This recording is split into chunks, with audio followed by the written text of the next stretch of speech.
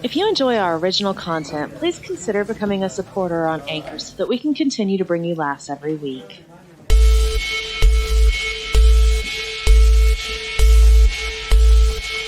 The following program may contain immature situations, themes, and is intended for an adult audience. The opinions expressed here do not necessarily reflect the views of everyone else working on the show. Viewer discretion is advised.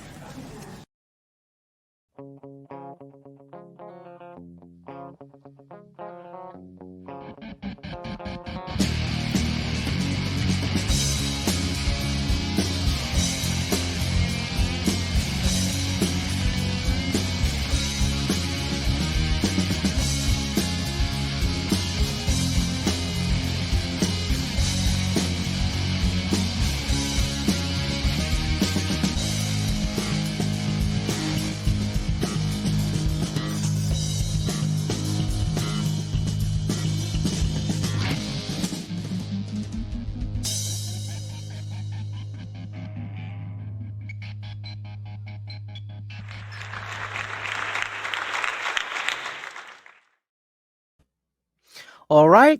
Welcome to the Danny McDermott Show. And we're kicking this week's show off with a technical glitch.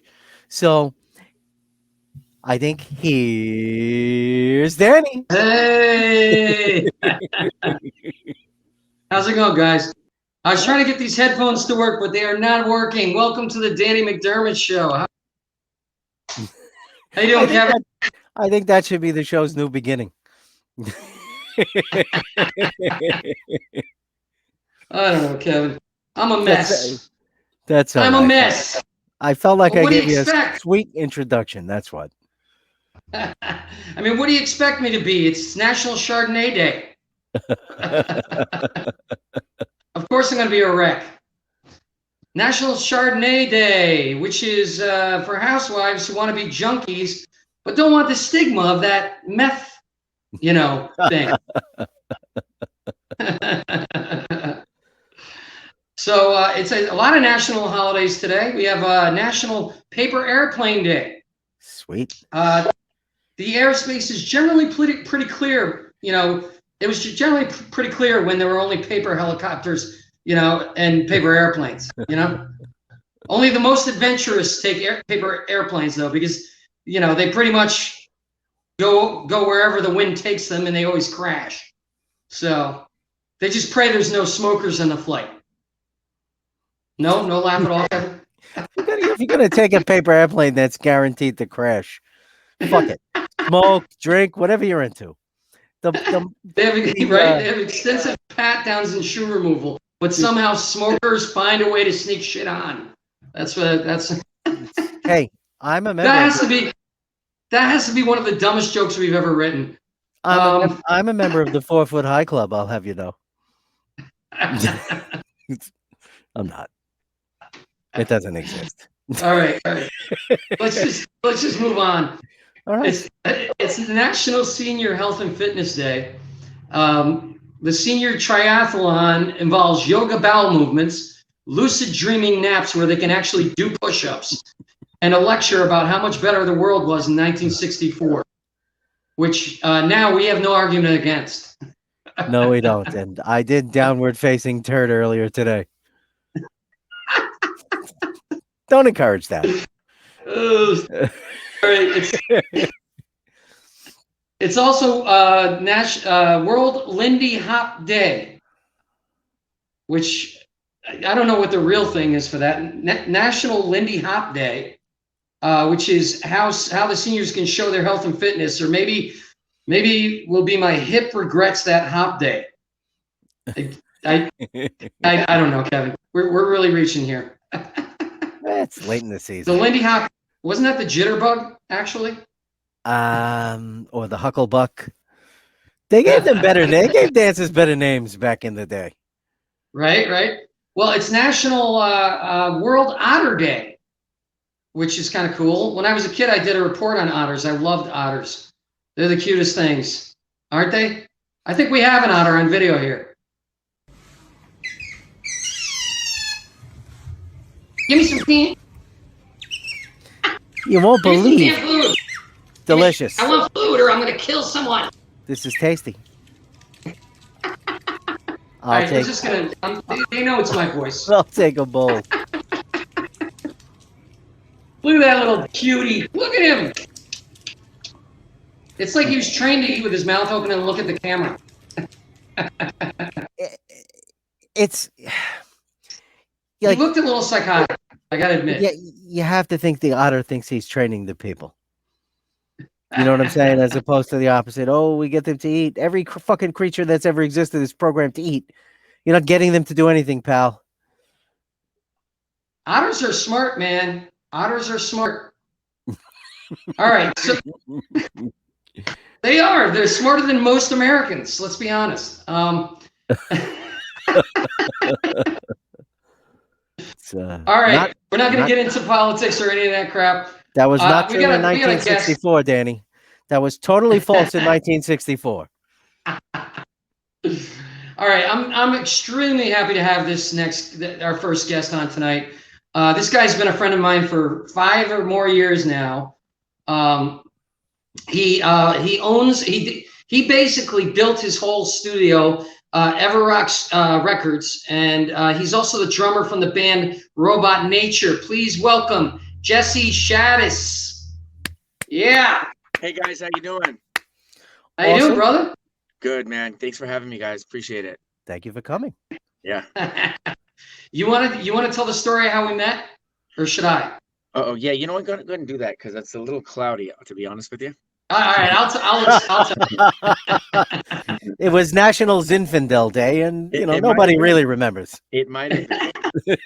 So what happened was there was the Burbank Music Academy was holding an event with bands, and it's funny because our next guest was the guy that was running that event, believe it or not, and I just realized it just now. How crazy is that?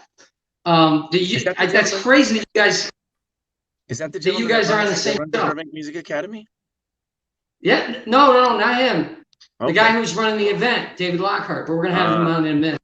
That's right. So what happened was, I was the comedian that they asked to, I was doing it for free, and I was bringing the bands up, doing jokes and all this kind of stuff. And I brought your band up, and you guys killed it, Robot Nature. And then I went to the bar, and after your set, you came up to me at the bar and said, "Dude, you're funny." And I go, "Really?" Because I felt like it sucked. Yeah, no, I know. It was funny. It was funny, and you got a New York style sense of humor, which is really cool. And I'm a Cali boy. I was born and raised a Cali boy, but you my parents are from New York, so I definitely got the humor. And I don't think everyone did, but I definitely did. So I was like, okay, I get this guy. He's pretty funny. Well, the thing was, it wasn't set up for a comedy show because they were set up for music, and so everybody was standing, nobody was sitting. They were all talking and stuff, and people were coming in and out with their equipment. But you came up to me, and you're like, "Dude, I want to record you for free because I love your jokes," and that's how we became friends. I went to your studio, and we spent hours recording and stuff. That's how we met, and it was David Lockhart's show, who's going to be on later on. So. Awesome. Pretty cool. Can't wait to see him again. Very cool story. So let's talk about how you started, how you started in music and how about your studio? Let's talk about your studio, Everrok Studios. Okay, so the label's Everrok Records, and it is a recording facility. I've been in business about 20 years now, and that really went fast. I remember I was just 19 years old with some hand-me-down equipment and making music because I thought it was the coolest thing in the world. And later on, I found out that people were willing to pay for it. So I built it, and they came, and it's been doing pretty well. I was able to buy a home, at least it's small, humble home, townhome, and build another big studio here, and have a rotating client base. And it's been a blessing, and it just came naturally. And I think most of my clients kind of sense that. I didn't do it for monetary compensation, and now it does provide monetary compensation, but it didn't. It wasn't that wasn't the reason. The reason was because I was passionate and it was in my heart. It was the reason I was waking up in the morning. It's still the reason I wake up in the morning. So yeah, and so I'm here in Los Angeles, right here in the San Fernando Valley, and things are going well. And yeah, it all derived from passion and music and all that. So things are things are cool. It's a self-sustaining passion, if you will. It's what do you call it? Sustainable. What's your Right. favorite? Unlike what me and Kevin do. What's your favorite part of the? What's your favorite part of the process? Favorite part of the process is definitely when I have clients in here that I have a vested interest in that actually come across challenges and they're like, I don't know what to do here in the chorus, or it feels like it's missing something. It needs piano, it needs orchestration, some strings, it needs percussion. And they really looking at me for some answers or some solutions, and I get to put that in there, and then I see everyone's face and everyone's joyous, and the record sounds better, and they're like, okay, let's print that. And it's kind of cool. It's kind of rewarding because not only are they taking care of you for your time and your knowledge, but when they actually need your musical input on it to really enhance the record, I think that's one of the most rewarding things, because you walk away with a couple dollars in your pocket most of the time, and then and you walk away with the client happy and actually a really good record that you're putting out. There's something you could stand behind. So I'd say, like my creative input is the most rewarding part of this, definitely. Very cool. So you've been doing that a long time. You're actually getting into scoring some projects as well. Trying. Yeah, I have a couple scores that I've written for small B films, some Sunset Music Festivals type stuff, 20-minute reels, 15-minute little mini series things, and some other small films I can't disclose at the moment because they're just not appropriate. But yeah, people are buying scores and doing some scores. Wait, it's not appropriate? What is it? What is it? Porn? It's not appropriate, you said. What is it? Porn? Have you watched the show, Danny? Porn is the most appropriate thing. I can't disclose that information at this time. not at liberty to discuss. It's you'll have to speak to my lawyer about this. No, your lawyer's in it, isn't he? He's the lead. It's possible. I don't even know what you're talking. I don't know what you're taltalking about. I've seen Fear and Loathing in Las Vegas. His lawyer brought the acid. Yeah. The best lawyer. I'd hire him. I would definitely hire him. Yeah, no, it's cool. So yeah, I'm trying to break into scoring. So hopefully I can reach some people. I'd like to do some original stuff, or at least get some more films in my hand, some timelines, and some footage that I can score to. Well, you're extremely talented. I've been in the studio on rare occasions where you were recording artists and stuff, and plus you were showing me you were going through ideas for my movie for some of the scenes and some of the music that you came up with. I thought was brilliant. It's amazing how you so quickly bring music together, and you have a good sense of what will work for what scene. So I'm hoping that I'm going to be definitely, I introduced you to one of my producers, and hopefully we'll get you doing a lot more film this year. So I'm excited about that. I'd like to grab some of the old material, some of the older material. I know it's a couple years old now, but I'd like to grab some of the older material and maybe line it up with some of the newer material, because I know the audio is quality. So if we put some new stuff, grab some new material, I'd like to put out an actual full current album, because I know a lot of stuff you did, you were trying to bring some of this stuff that's never been broadcasted, sold, or downloadable, if you will, to the masses or to the internet. So if, whenever you're ready, I would like to go and do that. When you have some new material to compile, we can take the old stuff, or we can just start from scratch. It's really quite enjoyable to record comedy, because you just sit here and with the air conditioning on and drink wine and listen to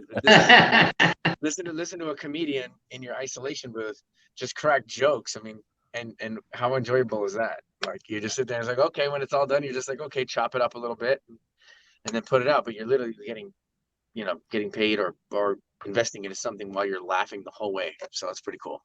So yeah, whenever you're ready, Danny, that would be awesome. You know what? I will do it again, definitely. Yeah. I got a couple of things I wanted to talk to you about after the show, but okay. Now let's talk about your band. Okay. Robot Nature. Robot Nature. I was blown away when I saw you guys live, man. You guys are flawless live. You sound as good as a studio recording when you're live. Do you have a sound person that goes with you guys, or how do you? We've been trying to do that. We actually been trying to do that. Unfortunately, they cost a lot of money to have one of those guys, and those guys are usually kind of busy. So it does cost a significant amount of money. And unfortunately, at the moment, we are not at the point where we can be paying, thousands of dollars a month to have one specific guy dedicated to the group. But that is in the works as we speak. And we do have people that do volunteer their time and do get paid when we have big shows that know exactly how we're supposed to sound, that have been in the studio with us, recorded records with us, even played on some of the records and added some additional instruments, that know what the band's supposed to sound like from the crowd's point of view instead of on the stage point of view, if you will. And so we do get that. We do have that. But as you know, it would be ideal to make sure that every single show sounded what's the word I'm looking for? It sounded like studio. No, consistent. The sound would be consistent at every show. Right. That makes sense. So you hear us in Atlanta, Georgia, we sound one way. You hear us on the record, we sound it the same way. You hear us on the radio, we sound the same way. You hear us at the Troubadour right here in Los Angeles, we sound the same way. And unfortunately, sometimes we'll get some underpaid, disgruntled workers that really don't give a crap about the bands because they've seen 10 bands a night and they're getting paid crap. And they just, is your mic working? Cool. Good luck, guys. And we're like, really? so sometimes it happens, and sometimes we get really lucky, and sometimes we have the budget to take care of some great things, and we have some really good things in the works right now. So we try. We've all been playing a very long time. We were lucky that we're still very young, but we have a lot of years behind us as well to get a really quality sound, and I'm excited about my future, and especially for the band too. So what is the philosophy behind the name Robot Nature? So there's human nature, and then there's the future, and robots and AI and autonomy and all that is taking over the world. And then there's robot nature. So if you would look, so basically human nature and robotic autonomy and AI kind of come together in like 2057, 2033, if you will, something like that. And then there's a whole story behind it where it's really quite detailed, and it's actually a really cool concept. I would rather have my lead singer in here to kind of bring the detail to it. You see him in the front here on this picture. He's a extremely talented multi-instrumentalist. And Deepak. he plays guitar, and he plays piano, he produces like me, and he plays violin. And a bunch of other instruments as well, sitar and a bunch of other Indian cultural instruments. And sometimes we implement that as well. And he's a singer and a songwriter. He's got an amazing pitch, an amazing voice, and he's a great performer. And we're really happy to be working with him. He's happy to be working with us. We got a lot of cool things in the works, and it's really cool. It's really, really cool. So it's kind of a culmination. But if I wanted to go into the story, sorry to answer your question, into the actual detail of it, I would definitely have to bring him in, since he was the first person to create this robotic fictional AI humanoid type of world together. So we got some cool things coming out for the performances, where it's going to be like very futuristic and lots of neon and electronics and robots on stage with us. It's going to be badass. We're excited. So yeah, you guys have a unique sound for sure, and you've got tons of fans. I mean, every time I go to a show, you're packed with all these fans. That must feel pretty good. Yeah, it's good. It's always good to have a good turnout. Especially when you're younger, you kind of bomb a lot. But now it's like we don't have very many shows, but the shows we do, we make sure they're quality, and we make sure that our fans that show up get a good show, get a good stage, get a good sound, and then we don't do them too much so that we can bring all our crowds back out. I think quality is better than quantity, especially nowadays, and you can do everything on the internet, and you can do virtual shows and things of that nature. You can just do one good show a month, so that the people who couldn't make it last month can come this month, but you'll still have at least a couple hundred people coming out to each show. So let's talk about Burning Man. When you guys did Burning Man, that was awesome. That was really awesome. I'm a little disappointed that we didn't get to do it last year because of quarantine, but I guess it makes sense because, you don't want that many people rubbing elbows and breathing on each other, for whatever that's worth. Makes sense. But we did entertain the virtual Burning Man, which was, it just wasn't Burning Man. Well, you did the real Burning Man. But we're on the But you, team and we support their efforts. So, hopefully, because we did the real Burning Man and the virtual Burning Man, we will be invited to the next Burning Man, the actual real one, back in the Black City Desert. So and you opened up for Alan Parsons the first time you did it, right? correct. We opened up for Alan Parsons Project, and I didn't really feel like setting up my drums, and he had a big, huge, beautiful drum set up on stage, and I said, "Hey, Alan, I need to talk to your drummer." He's over there in man tent over there. Check him out. I said, "Hey, Alan, drummer, can I talk to you for a minute, man?" That's how you called him. Yeah, well, I didn't know his name, and unfortunately, I still don't remember his name. It was Burning Man, so it was a little cloudy. Okay. But no, he was super cool. The whole band was super cool. And he goes, "Man, go ahead and rock my drums, man." He had a gorgeous drum set. I said, "I'm gonna make some small adjustments." He said, "Go ahead and rock the drums." So I got to play our whole set for like an hour and 15 minutes with my band Robot Nature on Alan Parsons' drummer's drum set, and it was pretty awesome. Really cool. It was really cool. Quite an experience looking at it, like 70,000 people on the playa. It was just everyone's wearing lights and there's all kinds of things going on, man. It was phenomenal. It was quite an experience. Did you adapt any of your playing to his setup? Did I adapt any of my playing to his setup? No, not really. But the way it works is sometimes drummers got their stuff set up. You will play slightly different, change your fills a little bit. Yeah. So yeah, technically yes, I did some of the fills and some of the articulations I would do normally in drumming did probably come out in the actual set of the songs due to the setup. You can't accomplish certain things with someone else's setup, but you can accomplish other things with someone else's setup. So yeah, I did. Yeah, good question, actually. Yeah. Nice, Kevin. That threw me for a loop, but that was pretty good. So who else is in there? Let's talk about the other members of the band. So we have myself, Jesse Shadis, the drummer, and I do some of the co-production with them. We write a lot of electronic stuff here in my studio and Deepak's studio. And then we have Richard Pariser, who is again, another amazing player. He's the keyboardist. He's running the backing tracks. He's running a laptop. He's running the sound effects. He's running two different keyboards that running two different things. He's got his hands on two separate keyboards, playing two different sounds at times while listening to clicks in his ears. We're all over the place. And then we have a bass player. His name's Connor at the moment. We are currently struggling a little bit with landing a solid bass player. But we have a good prospect right now, so we're really excited. We just did a show in Ventura last week, and everything sounded really good. And he looked great on stage, and he's got good vibes, and he's very interested in the group. So, and then, but the last player was Mikey Sklena, and he's no longer. He moved on to other things that were more of interest to him, if you will. And then there's a lead singer, Deepak, and he goes by the other Deepak. And like I said, he's a multi-instrumentalist. He's extremely talented.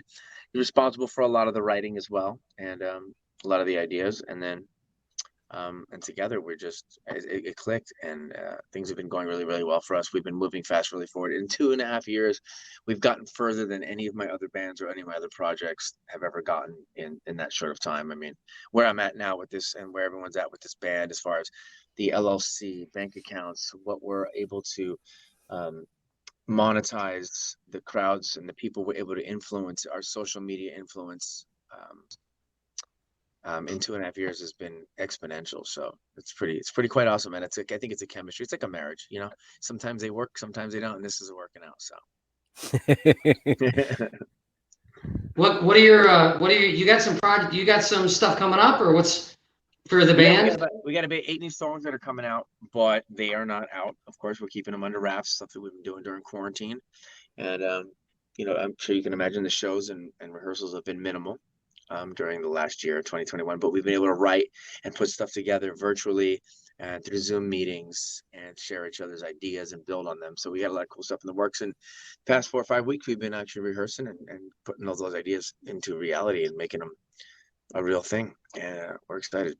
I can't disclose that information at this time, Danny McDermott. But it sounds to me like what you're describing is that if you guys had been a band earlier in your career without the experience and years under your belt, you might not have been able to do as much progress during the quarantine. It sounds like you made good use of a difficult time. Yeah, we were able to nurture the records and do things because, there's 50% of 50% of when you create music, whether it's when you just do production like I do here in my studio, or when you do production with a band and you create songs of any sort, whether you're a solo artist, a producer, or a band, the other 50% of it is putting the record out and getting people to listen to it, because people just want to jump to the next song all the time. And that's the problem. Everyone's in a hurry to put out music no one's waiting for. Everyone's like, I got to get my album out by August. Got to get it out. I promised myself I'd get it out by August. Like, come on, we got to meet the deadline. And I'm like, dude, no one's waiting for your music to come out. Like, no one's sitting around waiting, going, man, I can't wait for Robot Nature to bring out this album right away. We never told you a date when it's going to come out. You'll know when it's coming out. And people are such in a hurry to put out music that no one's waiting for. So, yeah. I think we're able to nurture some of the records, push them out there, put them in people's hands during the quarantine, and actually nurture the records and talk about them and do interviews and do Zoom calls and put them in chat groups and chat rooms, things you should be doing anyways. But because you're so busy rehearsing and going to shows and, shaking hands, rubbing elbows and hugging babies all the time, you forget to actually stop and nurture. Now the record's made, now push the record. It's time to push the record, instead of just focusing on making another one, because then you end up with a pile of records that no one's pushing, and it can get lost in the shuffle, Wow, that's pretty cool, man. Yeah. So, it's a double-edged sword. It's really cool, but it's also it also can affect your entire career if you don't push the records too. I mean, I kind of, in many ways, I don't want the whole quarantine and the slowdown thing and people to take care of their stuff to stop, but at the same time, I want to get back to the activity and momentum of life. You know what I mean? Well, Kevin and I, we always try to, like for you guys, you're in a band. It's easy to find, women to date for you guys because they're there every show. This is 100% correct. So Kevin and I would like to join your band. These are facts. So we actually were looking for a tambourine player. I'm limited on the tambourine. Okay. So Danny, you're on tambourine, and you, my friend, are on cowbell. Oh, that's my wheelhouse. Yeah. Hey, so I'm just like you. I put my pants on one leg at a time, just like you. The only difference is when I do it, I make gold records. Now give me some more cowbell. More cowbell. I got a fever. And the only Christopher Walken. Cowbell. I'm the type of guy that would bring the cow in the studio to make it more authentic. Man. You know what I'm saying? Genuine cowbell, not just some nonsensical thing. The cow and the bell. Wow. And then you got to chase the cow around the studio to make him ring the bell. Yeah. That's fine. The cow knows what it's doing. Well, Kevin and I have found it, since we don't have a band, we found a more unique way we're going to try out to meet women, and it's called Tinder Trailers. Can we play this right now and see how it looks? Let's see how it looks. Oy vey. Tim is a very eligible bachelor. When he meets someone special, he really gives them his all. Tim volunteers with the seniors and the homeless. Tim both lifts and lowers the toilet seat and totally won't try to bang your sister. Tim is an executive vice president with a pension, good insurance, which includes dental and vision. Tim gets along with his ex-girlfriends, and there's only one he would leave you for. Tim would prefer I not say that, so scratch that. I never said it. Tim's parents have passed away, so he never has to go visit anyone. He's on his 9th year of therapy, so he has worked on most of his bullshit, and he really loves to listen. So all that shit that happened during your day, that has a place in his heart. Tim also has no balls, so he will take all of the toxicity that dysfunctional pack of sea urchins you call a family can dish out.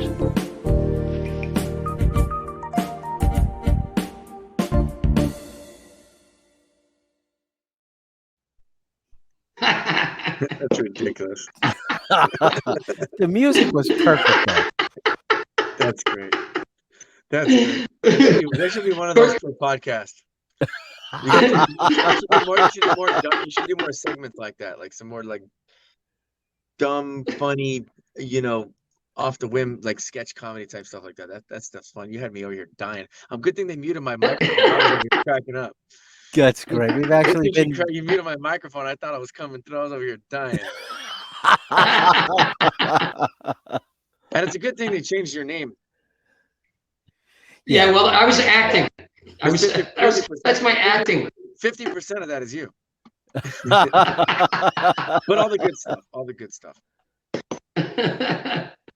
Thank you, buddy. So you know what? I think I'm going to have you stay on the whole show if you want, because the next guest we're bringing on, you know him, and I know him, and why not? Okay. I'm okay with that. I think he's in the green room. I hope he's in the green room. He's not in the green room. He's not in the green room. I'm going to come out of frame for just 1 second. I'll be right back. Wait. You can't go because he's not here yet. You're gonna leave. I was just going to scoot over and turn off this lamp. But you're our only guest right now. There's an element of hostage taking in the Danny McDermott show this week. So if someone meets our demands, then you can go. But until then, are we not? What happened to David? I thought he was in the green room. I think he is in the green room now. Oh, it is. Okay. Yeah. All right. That's a first for the show. Right? So, Kevin, all right. Kevin Fitz. Yes. Is that your real last name? It's Fitzgerald. Fitzgerald. Yes. Okay, because I'm a big fan of Fitz and the Tantrums, and I was wondering if you had anything to do with him or their people. No, in fact, if I did, they wouldn't be any good. Oh man. Yeah. At least you're honest. All right. Our next guest, let's bring up the banner here. Our next guest is an Emmy Award-winning producer and the 2018 American Martial Arts Hall of Fame Star of the Year. Please welcome David Lockhart. Wow. Thank you. That sounded cool. Welcome. How you doing, brother? Made me sound cooler than I am. I'm good. I'm happy to be here. Thank you. I was just saying. So thank you. Yeah. No, I was just saying how the reason I met Jesse was because of you. Because of you booked me to be the comedian for those bands that night at the Burbank Music Academy. So all those bands. Yeah. Artist Palooza or whatever it was. Who's Jesse? Jesse who? From Robot Nature. I think so. That is me.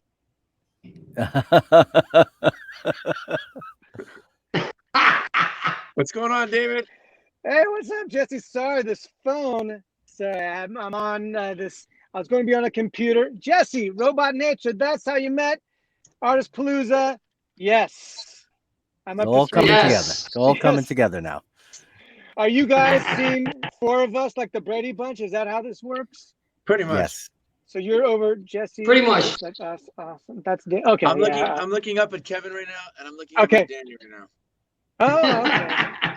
Thank you. Thank you. Never look up at Kevin when you're underneath. Yeah, I learned that the hard way. How you doing, Jesse? I'm good, David. I'm good. How are you? Where to Everything kill. good? Yeah. Yeah, we actually got me and you actually got an interesting post from an interesting somebody on social media. I haven't heard from her in some time. I've DJ'd a couple of her events. She's actually a pretty decent singer.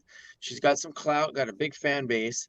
I can't disclose that information who she is right now, but later on we could talk about it if you want. But we got a really nice post saying I love you both, and she mentioned me, and then she mentioned you in the post as well. She's like, I love you guys both, and I'm like, okay, that's awesome. I liked it. Threw a thumbs up, and but I was like, that's funny because I'm with David Lockhart now. You want to comment on my post, but the past 2 years I never heard a damn thing. Thanks, David, though. Was it now she's back in my circle. Was Madonna, was it? Yeah. I'm sure it wasn't me. So David, you were just in the the LA Times, I should say, for your film. Yes.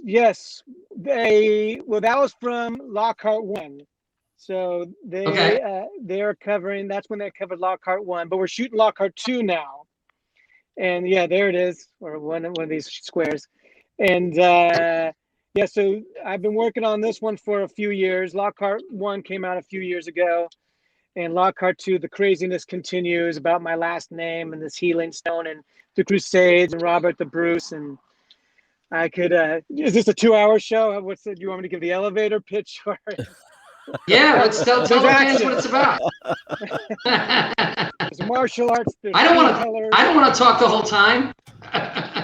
So I found out where my last name came from, Lockhart, and it came from Robert the Bruce, King of the Scots, in 1333, when he was the man who got England its independence. In Braveheart, he was a guy that betrays Mel Gibson, but later on he becomes good and he frees Scotland. And when he was passing, he summoned his 2 main knights to the chamber and says, "When I die, I want you to bury my heart in the Holy Land." So he dies. This is a true story, as true as I know. So he dies, and then his 2 main guys, James Douglas and Sir Simon of Lee, they cut out his heart and they put it in a locket. And James Douglas wears the locket, and Sir Simon of Lee wears the only key that can open the locket. And Sir Simon of Lee becomes Sir Lockhart after this expedition. They take 30 nights. They sail from Scotland to Spain on the way to the Holy Land. While they're in Spain, the King of Spain says, King Alfonso says, "Hey, while you're here, can you help me fight this battle? The Moors have taken over this castle." So the Scots say, "Yes, we will." They get ambushed. James Douglas dies, loses the heart. 4 knights survive, including Simon Lockhart, goes on a commando mission, rescues the heart, but also gets this healing stone in the throne room. And they abort the Holy Land. They go back to Scotland. They bury the heart at Dunsmuir Abbey, and the Lockharts keep the healing stone from generation to generation. And it's called the Lee Penny. So that's all true. And then I made up a story where I get a letter from my dead grandfather that says, "You must open up the heart. The world depends on you," buried under the golf course. So you got a little Goonies, you got some Raiders of the Lost Ark, Matrix. I find it, and on it is an algorithm. Oh, a real story too. My grandfather was a pro golfer. Back to the fake story. There's an algorithm that could provide the world with free unlimited energy, and the powers that be want to stop this. And we got to save the world, all that kind of fun stuff. So that was the first one. So I made the first one. You can watch the first one on Amazon. And the second one, when I first made the first one, I didn't know anything about. Like I saw it online. I read some dusty pages. My computer was dusty, and then but since then I really traveled to all the places, and like I went to the festival. They have a festival celebrating the battle. I was like, what? I thought like 10 people knew about this battle, but like they treated me like this long lost prince and all this crazy stuff. So yeah, there's more to that, but I'll stop there for No, this is an episode. Nobody discloses anything on this episode. That's the rule. Okay. Okay, good. Apparently these guys are both agents of the FBI or something. No, it's good. We got people doing things. And that's part of the beast. We can't talk about it. Now, listen. Aside from that, though, you've been a producer a while now, and you produced a movie with a certain actor that my father is a huge fan of from the Mary Tyler Moore Show, Ed Asner. And I got to meet him through you. Oh, cool! I should be getting 10% of all your contacts. You're meeting everybody. Right? Never happens. I don't know if you're making money off either of these guys, but I want my 10%. No, but seriously, you've been such a good friend. I mean, you really have been helping me try to get my movie made, and you've been a great friend. And so but anyway, let's talk about this movie. Senior Entourage. Senior Entourage just came out last week and stars Ed Asner, 8 Emmy Award winner, legendary Ed Asner. From the kids might know him from Up, the the balloon guy, and Elf. Maybe the teenagers know him, the millennials or someone that know him from Elf, Santa Claus. He was Santa Claus. And other people, he's also in Cobra Kai. He plays Johnny's dad in Cobra Kai. So he's still fighting the fight. He's still doing his thing, and he's amazing. I'm actually in a movie with him right now. I'm on set with a movie with Ed Asner right now, and Dan Laurie from Wonder Years. I'm not producing this one.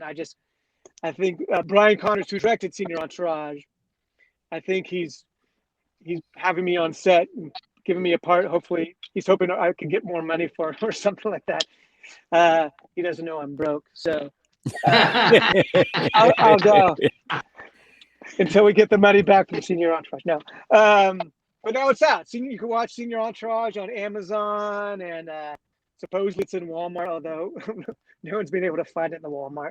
And yeah. Wait, Jamie Lee Curtis is in this? Jamie Lee Curtis is in it. Yes, Jamie Lee Curtis. So what? I mean, her part is like as big as my part in the movie, but she is in it, and she's the Women's March. We shot at the Women's March, and actually I wasn't even there. So Helen Reddy, I'm a Woman, Hear Me Roar. She was in the movie, and then I went to Sundance with Mark Rydell to film Senior Entourage. Helen Reddy stayed home, but the whole Women's March thing was happening, and my wife was going to the Women's March. I was like, "Oh, you should take Helen Reddy with you. She's, famous Iron Woman. They'll dig it." And so they did. Kim's like, "All right." So I was like, "Here's her number. Call her up.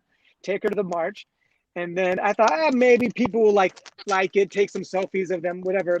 I look online, and there's Helen singing the song with, I don't know, 1 million women strong, and men were in there too, singing "I Am Woman, Hear Me Roar." I was like, oh my God.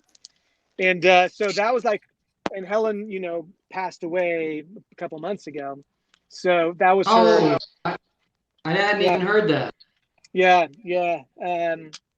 It was sort of sudden, but not. I knew she was having some health issues. But she, I mean, I to be at that part of when she, bookended, the end. She hadn't sung actually in public for a couple years until that moment. So I'm happy that I got to be help her send her off in some awesome, singing to the masses, and people loving on her. So when they heard Helen Reddy was there, they called up the stage and said, "Yeah, we're here at the march. I'm with Helen Reddy." They're like, "Oh, you're with Helen Reddy? We've been trying to contact her. Yeah, bring her backstage. Get her on." And Jamie Lee Curtis was supposed to do a speech. When Jamie Lee Curtis heard that Helen Reddy was there, Jamie was like, "Screw that! I ain't doing my speech. I'll give away my time and have Helen come on." And so yeah, so she was sort of she was Helen's main supporter. Helped her on stage, gave her motivation, getting the crowd all worked up. And so that was Jamie Lee Curtis's part in that. And then she said that was the highlight of her life, Jamie Lee Curtis did. And wow, that's awesome. So that was a cool thing that I wasn't even there. I was in Sundance, which turned into a terrible situation. Mark couldn't go out because it was too. Anyways, so at least that happened at the same time. And yeah, God bless Helen, and she was spunky. She would hit on me, she would really. I would have gone for it too, but her guy was her. What they call. Well, and your wife wouldn't let me, and my wife. My wife might have been okay. No, I'm just joking. Oh yeah, about that. She did hit on me though. She was spunky. She was like, "Ooh, hey," got me on my bottom every time I walked by. Different rules back then. They were able to get away with. I think when you reach a certain age, you're still able to get away. That was the social contract when I was a kid. A 70-year-old could get away with just about anything. Yeah. And it's good to hear that it's. It's kind of, I feel bad for some people in their 70s and 80s who were raised in that generation, and now people are trying to hold them accountable. but they're at an age where you can't change that much. You know what I mean? Some of these people, and they're still trying to be flirty and like they were back when they were young. They're not. They're harmless. You know what I mean? But I don't know. It's medically ill-advised for them to twerk. They got to kick it to you somehow. I've seen Ed try though. You leave my mom out of this. Pretty sight. How'd you break your hip? Twerking accident. They go for it. So you have met my mom, Danny. Well, I love your mom. She's a sweet woman. It's a hard adaptation because very few families had a stripper pole in the living room in the 50s. Thanks for dropping her off this morning. By the way, Danny, appreciate that. He's a gentleman. You're a stand-up guy. I am. I'm gonna open up a business where we have like a series of tennis balls on a square item, and we're gonna sell the Walker of Shame. Ah, Hey, I tried. that was a good one. The Walker. That was a good one. So, David, what other projects have you been working on, man? You're always doing something. Yeah. How did you even get into producing? You're one of those guys. You're like me. I know, but so do I. So do I. But It's the only way to get a you're a job. type of no, but you're the type of person. You're like me. You've created your own work. And when did you make that decision, and how did that happen? Well, I grew up just doing it. We had the camcorder, me and my friends. I just found all this long lost footage. Actually, I want to digitize it. But me and my friends, just after school, I had the VHS, and it was like, all right, let's make a movie. And we never like argued who was the director or what we were going to do. So we just go, we want to do Haunted House. Yeah, it was somehow we made a movie, and we do it like in a day or two. We didn't know how to edit. It was all like linear, like in a row. Like, all right, now we gotta go this room. We wouldn't know how the movie ended until we watched it at the end. Like, all right, let's see what we got. And hey, that's pretty good. Or oh shit. And the thing with the camcorders, every you say action, but it would like take like 3 seconds for it to actually go to. And so like all the scenes were like, I'd start like in the middle of a sentence. You're like, son of a bitch. But anyways, so I just grew up doing it. I grew up doing everything, and then I was sort of good at it, I guess, or I'm and also like acting, you do all this stuff and you will audition and you'll go, and sometimes you never see the stuff, or sometimes it's released and it's like bad, so it's like, and this is my stuff. No, I'm just joking. This is the stuff I produce. No. Like I'll do whatever I can to make whatever I'm doing good, basically. Like I'll help, like I'll be an actor. If I'm just an actor on your film, I'll try to help. I'll be like, do you need XYZ? I can give you a location. I'm like, I automatically go in the mentality of like, okay, we're all in this together. Let's make the best thing we can. And I'll help. I'm good at connecting things and people. So if that helps make the project a better project, then I'm on board. I just don't like responsibility. That's the one thing I don't like. But I like to connect people. But don't give me any responsibility, because then I get like sweaty pits. It's no fun. Well, you've got a composer right next to you. Jesse's looking to do more of that stuff. So make sure you reconnect with him. Yeah, he's got a. Yeah, David. Have you been to his? If you got anything going on, or you got some reels, or even some footage, or even some scrap stuff that you're trying to put together, or even pitch, and you need some serious, intense thematic scoring, like I'd love you send me some stuff. That'd be awesome. And even if it's just a couple minutes or a couple scenes. Thank you. Some stuff behind it, so you can check it out. Just throw it my way. Send it me via email. I'll throw it in Pro Tools, and we'll put some scoring to it and send it back and be like, okay, now it's convincing. Once you get that theme music behind it, some big strings and some big brass behind it, it starts to get really convincing. Even if it's like even if it's just mediocre, it's just trying to test it out, pre-pilot type stuff. You know what I mean? Like, send it my way, because it's the only way I'm going to get more of my stuff out there as I'm getting further into my career, the young kids are not going to be coming to an old man in 25 years from now for hip hop beats, anymore, or EDM. They're going to be. I want to be looking more at Danny Elfman and John Williams type of stuff at this point. So Oh, fuck. anything All you right. got, throw me a bone. That would be great. All right. I swore. I'm assuming that's okay. Yeah, no, and you're a badass. I know you're a badass already. Last time I saw you, you guys just had a big, huge show. Where was it? I was on Sunset Strip. It was what was your last big Troubadour? Right. I saw you at the Troubadour. We were the last show before quarantine. Yeah, you're about to go to South by Southwest. We actually did make it to South by Southwest. Oh, okay. But that was like one of the last shows that we did big before South by Southwest. That actually somewhere along that timeline. But yeah. No, I remember. I was like, they closed down. I'm glad they made it, man. I think a lot of people threw money at that Troubadour and all these other places. So yeah, it's been a crazy year, but congrats. That was an awesome show. Congrats on everything. Thank you. Yeah, hopefully. I mean, I'm just, I'm still just doing my thing. And one more thing I'm doing, I have a kayak business up north, which is a completely different. I was going to ask you about that. Yeah. You surprised me. I came back to LA and I see you got this kayak business. I'm like, what? How did you do this? Looks awesome.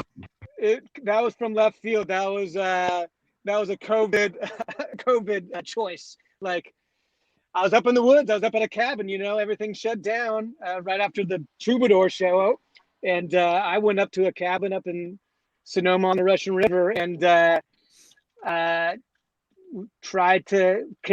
was going to buy a movie theater.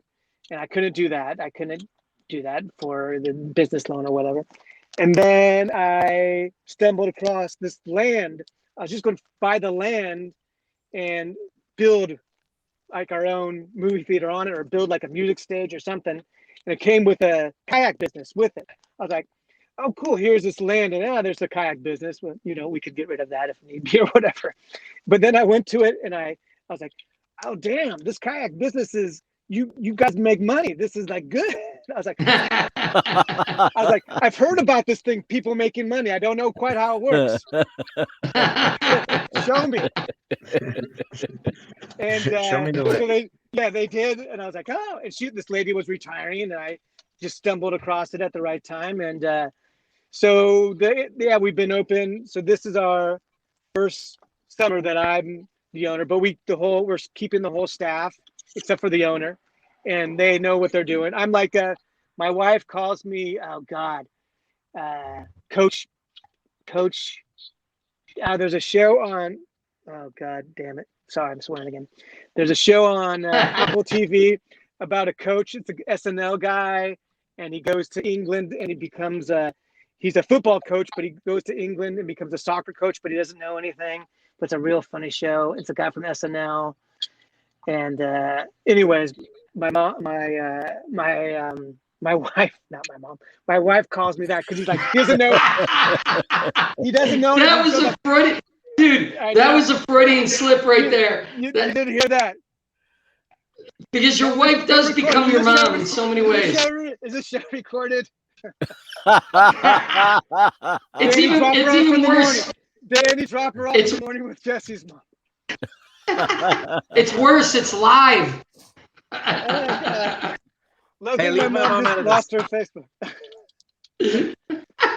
I'm stopping now. I'm blushing. Hey, maybe it'll spark up. Maybe it'll spark up your sex life. I think so. Hopefully. Awkward. Today's our anniversary too. Today, my wife and I. Today's my mom and I's anniversary. No.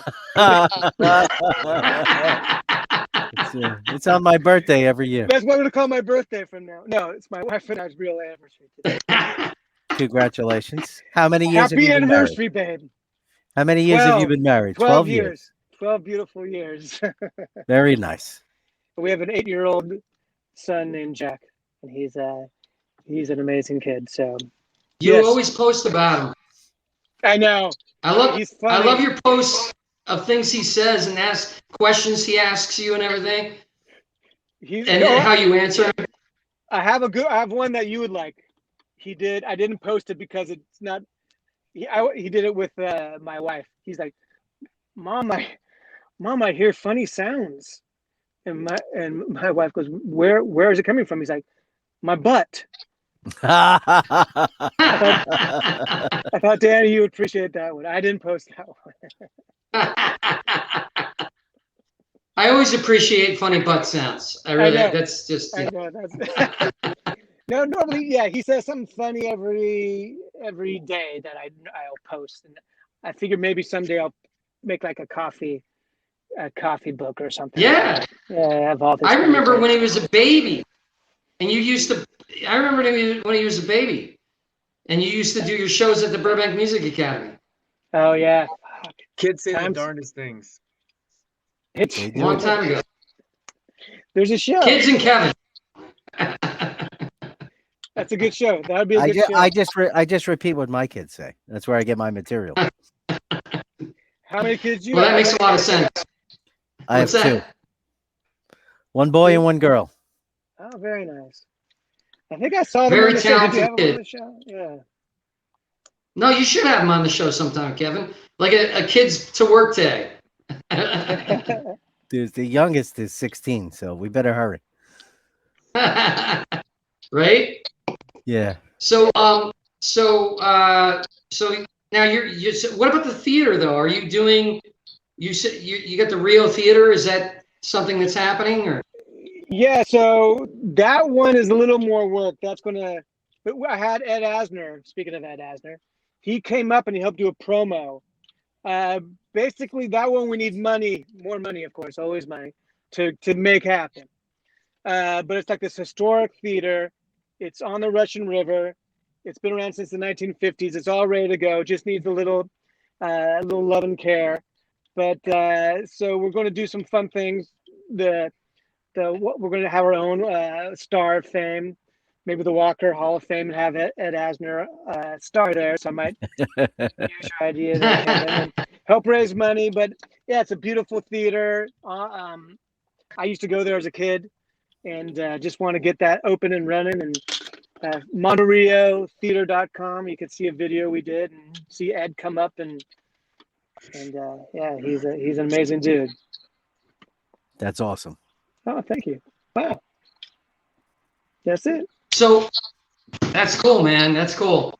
Yeah, hopefully we're talking to my buddy Mark Maxey, who's working on my film. He's flying in June 1st to talk to investors about my film. How do you find your investors for filmmakers out there? What kind of advice do you give for that kind of thing? So, say for Lockhart 2 right now, it's like the egg before the horse carriage. Just joking. It's like you need the distribution to get the name. You need the name to get the distribution to get the funding. It's like you get sort of. I just want to film with Danny Trejo, American Sicario, and I'm sort of doing the same thing with Lockhart too. Is you get him to sign on, and they'll do like a day rate, $10,000 to $20,000. You get him a real good part, and you make it so you could shoot them in a day or two. But their part is they have to be in the movie for at least 15 minutes for you to be able to say that they have a starring role in it. So you strategize your day where they could be in multiple scenes, or you have to unless you have lots of money and you could just have them really star in the film. But if this is a good way, if you get like $20,000, that's a good start. You could get and I'm actually going to use Danny Trejo again. Hopefully, that's my hope. And get him in the movie. But I did that with like Rock and Roll Zombie. I got like Eric Roberts. I got another guy who's pretty big, but he just went to jail, so I shouldn't say he's even in the movie anymore. Danny Trejo actually shops at my CVS right here next to I live next to a CVS in my gated community in my townhomes. And I've ran into Danny Trejo at least 3 times because he's a resident of San Fernando Valley and Pacoima, San Fernando, some really, kind of rough areas in the back streets over there. But he passes through. I've run into him twice. Got a hat on. It's low pro. Kind of walking in, grabbing his personals and taking off. And I see him, and I look at him, and I just nodded. I've seen him a couple times. Seen him over that Trejo's. He's actually right here. What? Last one in Sepulveda. What personals? What personals does he pick up? I mean, I didn't look, but I assume I assume skin cream or something. The important thing is that he goes to the register and pays for it, and he doesn't have to go to prison. Yeah. I don't think some of these young kids behind the counter even recognize him at that point. They don't even know. He's got a hat on. His hair's hair's tied up in a bun.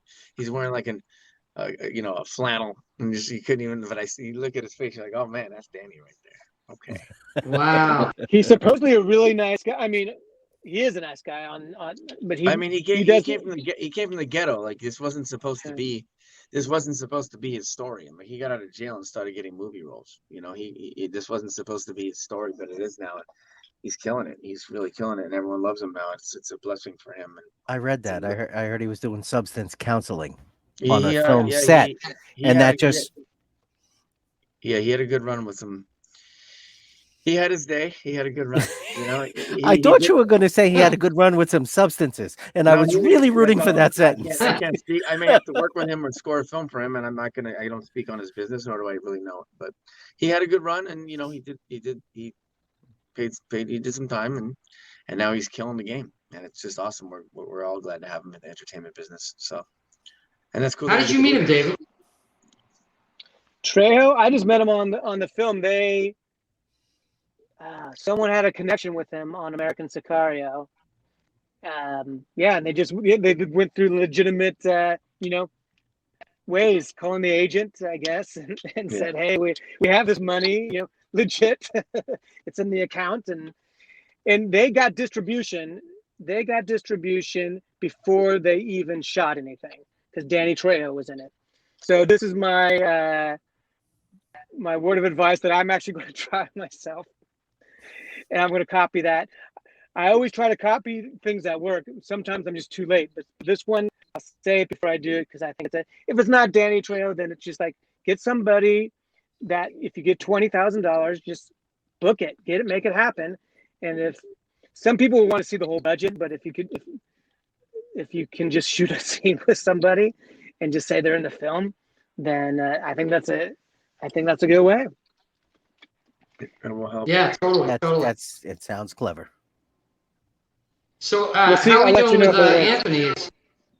Kevin, I can't see my thing. Is Anthony almost ready, or what's going on here? I think we're still a couple of minutes away, but I'm enjoying our guests now, and hopefully they'll still have interesting stories until Anthony is prepared for his.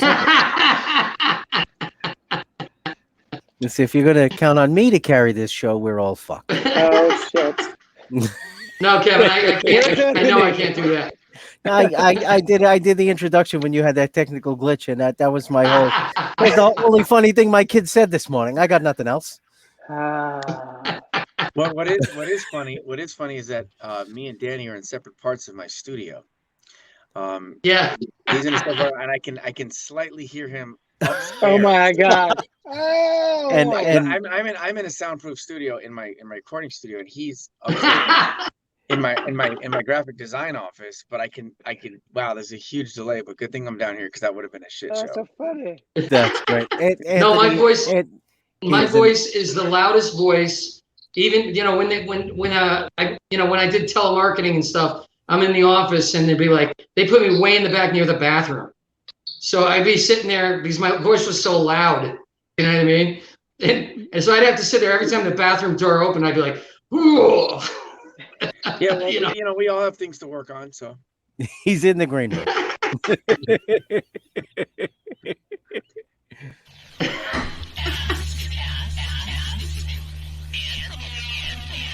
Spotlight series on Charles Grodin.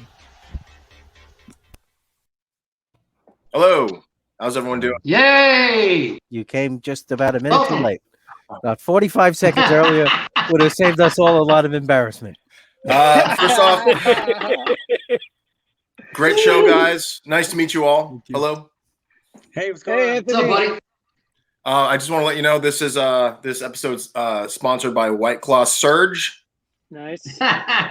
Danny, that's for you. Nice. And our co-sponsor, Truly. Oh, nice. Oh, Nemesis.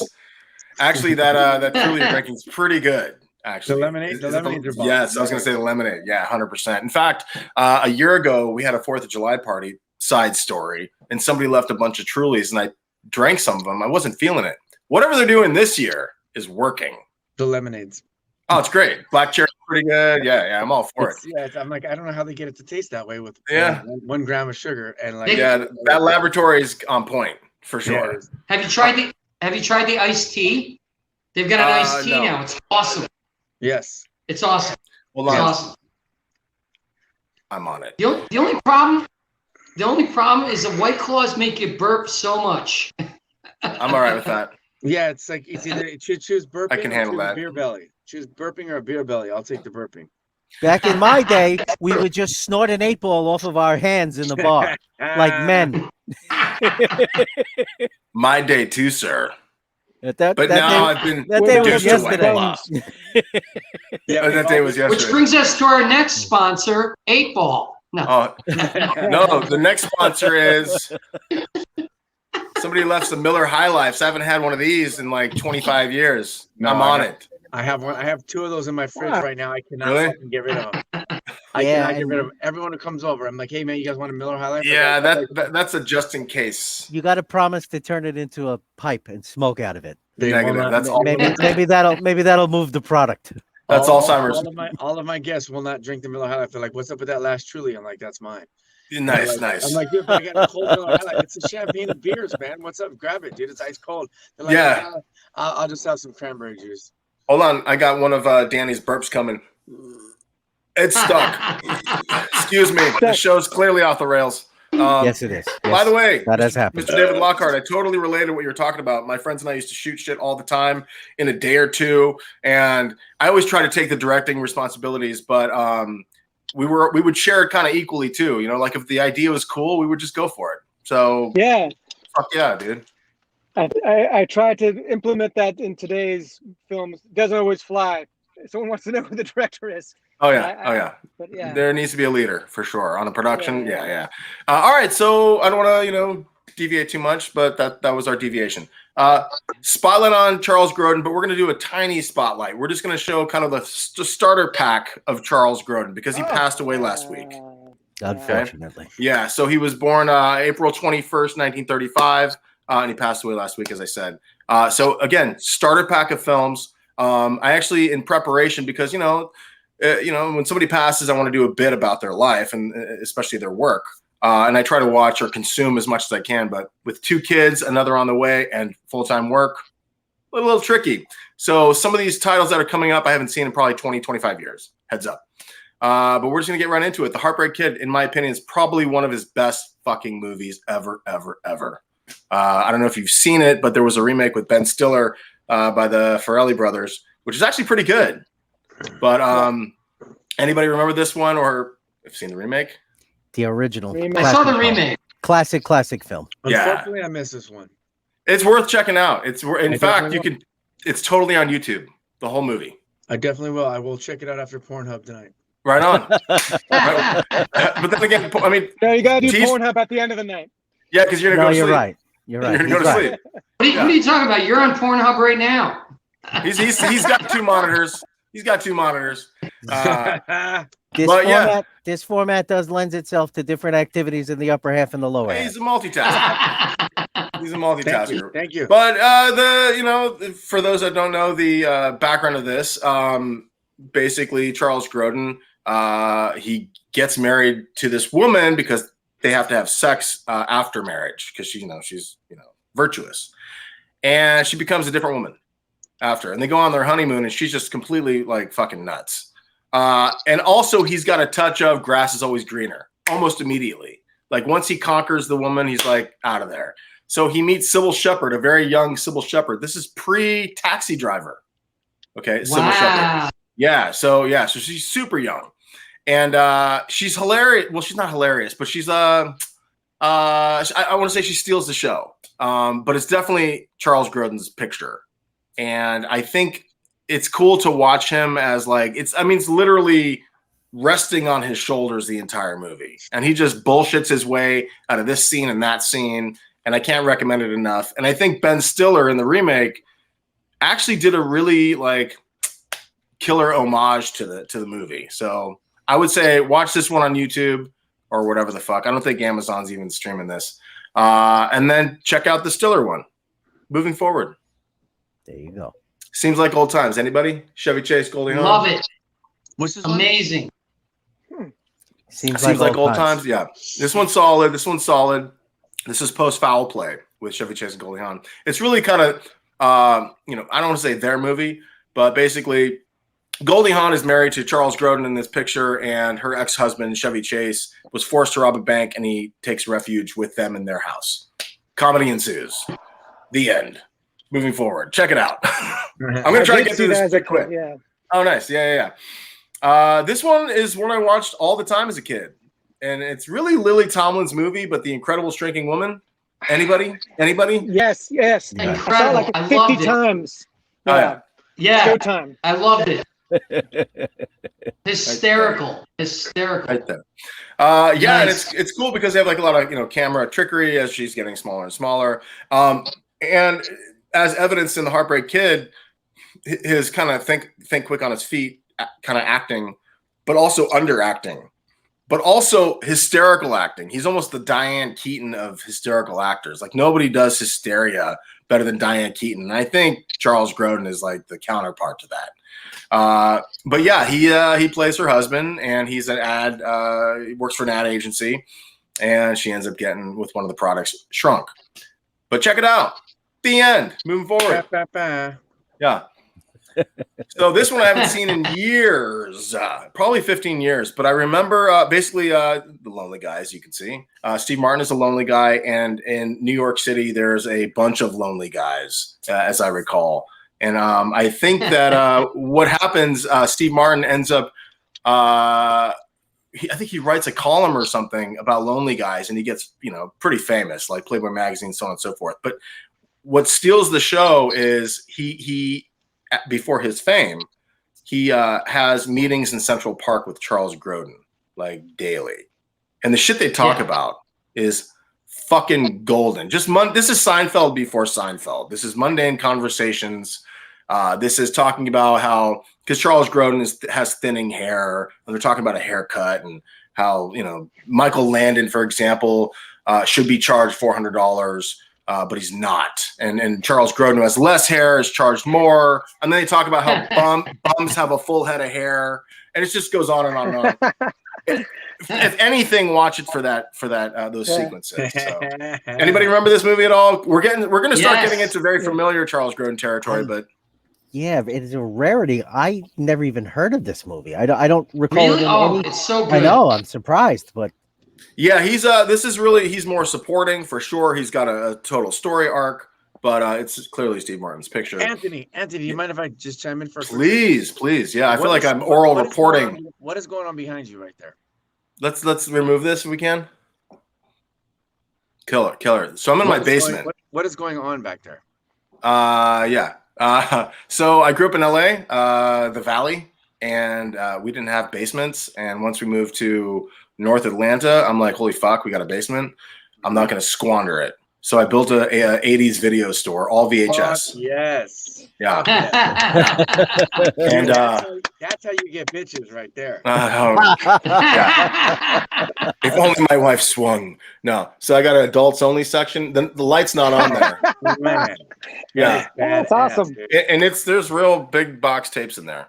That is badass, dude. It branches off into other rooms that are all VHS. I didn't mean to break you off, but I just no. I couldn't. That is awesome. I can't tell if they're records, DVDs, CDs, Blu-rays. I can't even tell. But I have laser discs in the that room. I actually have laser discs on my wall in my studio just for ambiance, because they look like big CDs. Oh yeah. And I get the 15-year-old kids in here, the rappers, and they're like, "What is this on your wall?" I'm like, "Oh, that's cute." They're like, "It's a Grammy." This is because I sold 1 million units. Yeah. Like it looks like Anyway, sorry, moving on. No. All right. So the next movie I have to throw this on. Okay. The best thing about this movie is the poster. Agreed. This is probably the biggest stain on his career. Whether he enjoyed making it or not, it's a horrible train wreck. It is the worst of the worst. I will happily never watch this movie again as long as I live. Wow. And I've seen it probably 3 times, sadly. The last time was for research. So Last Resort, he's overstressed. He lives in Chicago, I believe, and they go to this Club Sands, which I believe is mistakenly is a sex resort. And so he takes his family there. Again, I mean, this is no Exit to Eden. Not that that's a good movie, but at least that movie has moments, as bad as it is. But yeah, Last Resort, it looks like it was shot on the backside of like Catalina Island and not like the good side at all. It looks like it was made for $7 with no charm. And I can't tell you enough how shitty this movie is. It's so bad. It's so bad. The poster looks so good though. That's the poster. It's enticing. That poster is enticing. Dude, when I was nine, I vividly remember opening the newspaper, and that was a very important piece for me as a kid. Was that, that ad? It was I clipped it out. So, yeah. Somewhere a kid needed an extra minute or two before he could get up. Oh yeah, he was looking at that poster. It's almost like get the family out in the car. I'll be out there in a few minutes. Leave me alone. Yeah, it's almost like Donna Dixon vibes right there. Aside from the fact that she lost her hips in the war. She did, I know. But when you're 9, see, I was all about like, doesn't matter at the time. Okay, moving forward. So terrible film, fucking awful, terrible fucking film. But I have to give one shout out to its new Concord, which was Corman Company. So Julie Corman, Roger Corman's, I believe, daughter, produced it. And they were producing content for VHS home video, but it actually got released in theaters. But again, avoid the film. It's not even a movie to fold laundry and watch to. It's so bad. Like, gift it to somebody you really don't like. An enemy. Okay? Yeah. So if you find out you have 2 hours to live, watch the movie. It'll seem like 6. Yeah. What he's saying is don't even wish that on your enemy. Or if you have to torture someone. Yeah. What? Yeah. No, but if you're interested in Charles Grodin's body of work, check it out. And don't even clean. I don't know what the fuck to do. Just avoid it. Just don't watch it. Watch a trailer. Sniff glue. While you're sniffing glue, put on the movie. Let's get past, because I don't want to hijack everybody. So the couch trip I haven't seen in years, but beyond that, I'm definitely, up to reviews. So the couch trip is kind of right? This is really Dan Aykroyd's movie. It's kind of like The Lonely Guy in that Steve Martin's. It's his film, but this is like kind of like taking care of business in that there's like identity swap. Dan Aykroyd swaps the identity of Charles Grodin, and Walter Matthau understands he's a con man, so he gets in on the game, if I recall correctly. And it's got moments, but I'll probably throw it in the old in-store telly in the next week or so. But I haven't seen this in years. But it's Charles Grodin's body of work. I wanted to throw that out there. I do recall that when Dan Aykroyd's not on screen, the movie lags a bit. Moving forward. Everybody's seen this one, and if you haven't, you've heard of it. Yeah. Midnight Run. Amazing. Classic. Yes. Any thoughts, gentlemen? Any thoughts? That was De Niro's first comedy, wasn't it? That was De Niro's first comedy, I think, wasn't it? Yeah. I mean, he played the straight guy, but yes, I think you're correct. I think that was the first time he ever did a comedy. What was that? He should have stopped with What was that. that, Jesse? He should stop. Well, from Last Resort to Midnight Run. Now, heads up. If I recall correctly, Last Resort was 86. So Couch Trip was 88, and this movie was 88. So he was outputting some stuff. But Midnight Run, De Niro's a bounty hunter, basically. And he takes in Charles Grodin, who's embezzled money, I believe, from a mob, if I recall correctly. And I think he gave it away. But regardless, there's a fat bounty, and De Niro's going to take him in because he wants it. This is like almost like a retirement job. And it's like almost Planes, Trains, and Automobiles after Planes, Trains, and Automobiles since it's 88. But it's definitely no comparison. But there's similarities to it in that he's trying to get him across, the nation. It's pretty fucking good. Yeah. And Charles Grodin super shines. I think he almost harkens back to the Heartbreak Kid, not as a fast talking used car salesman, but kind of like that. I don't know. There's a bit of a charm. I don't know. So has everybody seen this? I know that David has. Yes. Okay. 100. And Yep. Jesse is getting another Truly. And I think the key to a film like this really is somebody with Grodin's sensibilities or how he plays things understated can carry it, but can't move it as well. Someone else has to move the action, in my opinion, because it's difficult for someone that understated to do that. And I think that's what makes the movie work in my opinion. Yeah. And it's definitely a bit of the odd couple. You got two different personalities. Yeah. And it's funny, there's a moment, if I recall, where De Niro is talking with Grodin. He's like, here we are, or maybe vice versa. Here we are talking like a couple of fellas. And I was like, oh my gosh, this is almost like the scene from Heat, years later. Yeah. Here we are talking like a couple of guys, we could be homies. However, we've got this business to handle that separates us. But anyway, hell of a piece of work by Grodin and De Niro. I totally recommend it at the end. Probably the highlight of his career.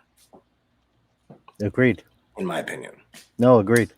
This next one's a huge favorite of mine. I've brought this up numerous times. Taking Care of Business. Anybody? And I love that movie.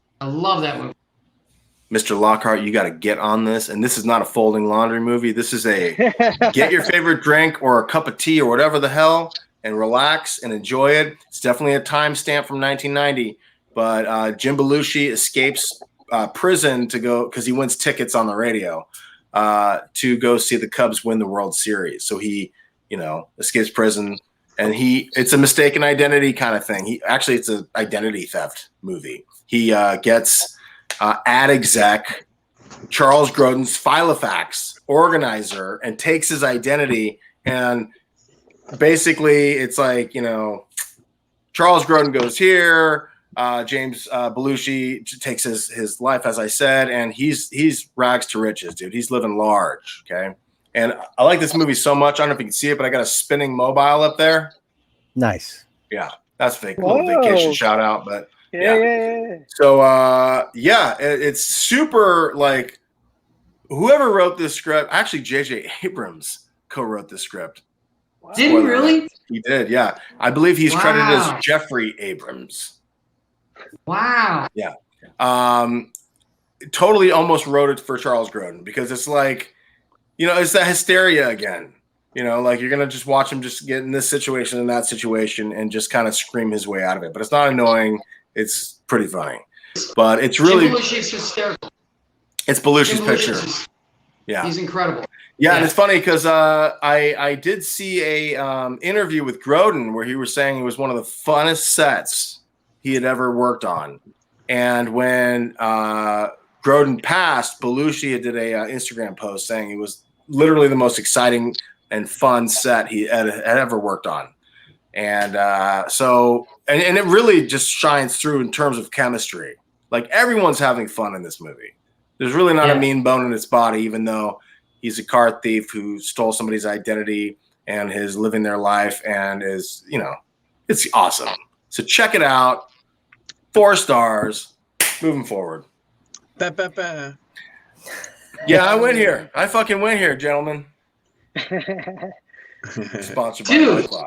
I just met Beethoven the dog. I was out the other night at Michael's restaurant. That's a shout out to my buddy's restaurant.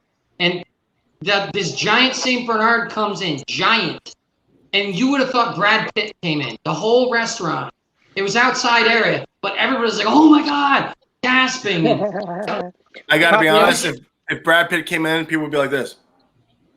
Right. But if St. Bernard comes in, like, what's up? Here's the crazy thing. here's the crazy thing. It was Beethoven's grandson. This dog was related to this dog in this movie. Really? Yes. Yeah, that'd be my anxiety dog. I mean, that's a way to pick up women. Sorry. Hey, But remember how Beethoven? crazy is that? Like, remember Beethoven's Fifth? Now, Because if they you made like want- 100 of these. If you want her to be a fun woman, you keep the barrel of scotch underneath the dog's neck. I would like to Boom. bring Susanna in for this segment if possible. It's either that or Beethoven's dog or a fucking 80s video store in your basement. That's how you get this. Oh, nice. Right on, brother. Dude, I should give you the fucking full tour, dude, after this. If you're going to hang out for the after party, I'll I'm gonna totally give fly you a out full there and tour. come check this shit out. Would you be Dude. mad if I did a 90s one, a 90s video store in my studio? No, not at all, bro. Dude, I was inspired by another person who actually, long story short, well, I should tell you this in the after party. But yeah, I was inspired by somebody else, and I've been working on this for about 3.5 years.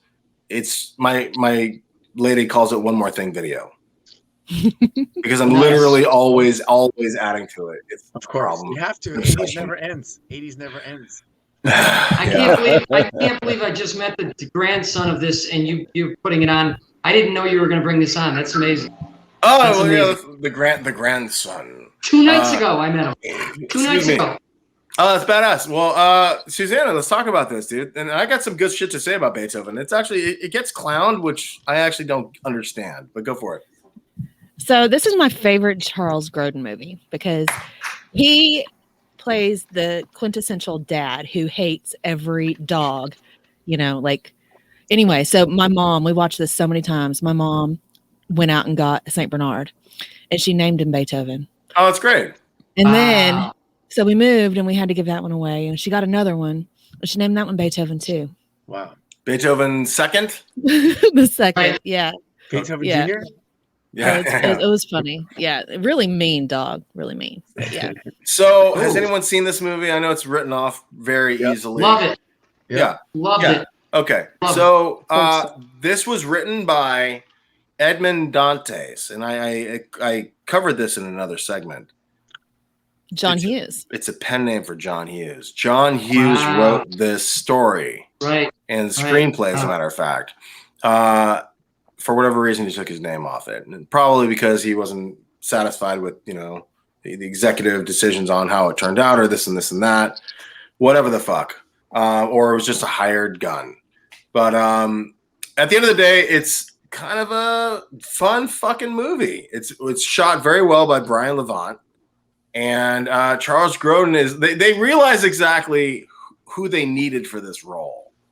It's basically the counterpart, as I said, of Diane Keaton, Charles Grodin. Somebody to get fucking hysterical because the dog is on the bed fucking after it's been just molesting itself in mud. So it's basically, if you want to watch, and I hate to say this because he has just passed, if you want to watch Charles Grodin get a heart attack every 5 minutes, you watch this movie. Okay? Yeah. Yeah. So it's again, I can't recommend it enough. It's super fun, not a mean bone in its body. The end. Moving forward, and they made two. They made he was in 2 of these, I believe. Yeah. This one's fun too. It's no one, but it's enjoyable. Moving forward, this one's fucked up. This one's fucked up. This one's weird. Not Clifford, man. This one's weird. No. There's nothing wrong with this movie, but everything my wrong dog. with this movie. Not my dog. Okay, so what's interesting about Clifford is if you replaced Martin Short with an actual 10-year-old boy, it'd be a horror movie. Okay? And it almost is, because he ain't convincing as a 10-year-old kid. It's like you're 35, bro. Okay? Right. But there's something interesting about this movie and something not cool about it at the same time. Okay. So if you're folding laundry, this is your folding laundry film right here. And again, if you want to watch Charles Grodin have a heart attack 700 times, because he knew what he was signing up for. He's like, oh yeah, I need to freak out every 5 minutes. All right, I'm your guy. Cool. Anyway, Charles Grodin went on to do several other pictures, drama pictures as well, TV, this and that. He was also a political commentator on news segments here and there. But yeah, I just want to spotlight his body of work real quick in case anybody wanted to rent one or buy something on Amazon. to give a little shout out to Grodin. But I can't recommend enough. Midnight Run. Midnight Train with John Voight's pretty good. Midnight Run, Taking Care of Business is great. Beethoven's fun. Lonely Guy, Heartbreak Kid. The end. Nice. Thank you for Awesome. listening. There you go. Nice job, man. God bless. I always feel like it's an oral report when I do the Spotlight series. Like, hey, in front of the class. Yeah. I'm gonna definitely watch some of those. Thank you. Heartbreak Kid's badass, dude. Again, it's on YouTube streaming, free. Just hang out. It's just fun. Yeah. Charles Grodin had a talk show for a short period of time, and I was on the street in New York, and they said I could ask a question. They had, they were getting people on the street to ask questions, and I was one of the questions he chose. And I wonder if it's on YouTube. Huh? I wonder if it's on YouTube. It might be. It might The Chevy be. But I Chase asked show's something on about being YouTube. Yeah, I asked him something about being an actor, and he actually answered the question on the show that night. So Nice. I was a huge fan of his. Oh, cool. And, So the last time you saw it, was it live? Like when it aired, when the show aired, was the last time you saw it? Yeah. Wow. How long ago do you think that was? Oh man, I was young. I was 90s? I don't want to tell anybody how old I am. It was a Well, you long were born in time. 94 or pre other segments. You said you were born when Speed came out. No, I didn't. Oh, right. Yeah, you did. Is that Come a on, good man. age? Is that a good age? I'm Rain Man with years, bro. Come on. Wow. Listen, everybody All right, that was so born the year you were born is tied with you by being alive. There's nothing wrong with being your age. autograph in his yearbook. Mel Brooks would Okay, appreciate guys. that joke. Anthony, thank you. Thank you, Susanna, Kevin. Thank you, Jesse, and thank you, David. Those of you who are watching, please share this with your friends. The Danny McDermott Show, we're on 11 different platforms, including Spotify and iTunes. If you don't have time to watch the video on Facebook or YouTube, on the bottom, you can see we're going to be running this a lot more now. It's the way you can donate to the show, which just passed, so I can't read it right now. Anchor.fm/ The Danny McDermott Show /support. Please Thank you, donate Kevin. now. Avoid this movie. And avoid that movie. By the way, thank you so much. By the way, David Lockhart's we will- green screen is phenomenal. I like it. We will see you. We will see you next time, guys. Hang out for the after party. We will see you next time, guys. Thank you. There you go. Take care. Good night. Thank you Thank for watching. Good night, guys. Good night.